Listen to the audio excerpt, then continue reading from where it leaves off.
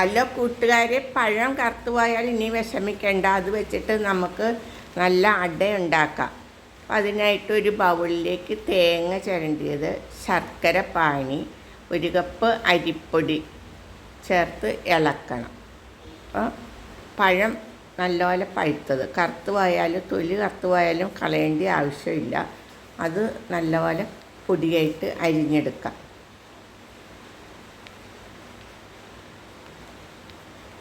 വൈകിട്ട് 4 മണി പലഹാരമായിട്ട് കുട്ടികൾക്കൊക്കെ കൊടുക്കാനായിട്ട് നല്ല അടയാണ്.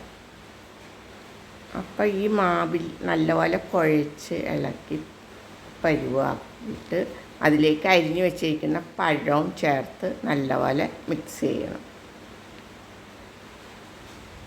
അധികം നീണ്ട് ലൂസാക്കണ്ട, ഒരു മീഡിയം സൈസിൽ കുഴച്ച് കഴിഞ്ഞ് ദോശക്കല്ല് ചൂടാവുമ്പോൾ അതിലേക്ക് വെളിച്ചെണ്ണ ഒഴിച്ച് നെയ്യും ചേർക്കാം.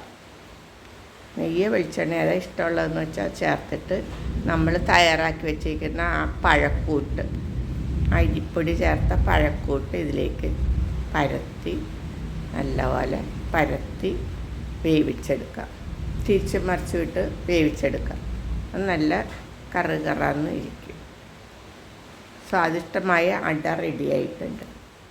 എല്ലാവരും ഉണ്ടാക്കി നോക്കണേ. ചായക്കൊപ്പം കഴിക്കാൻ നല്ല രസമാണ്.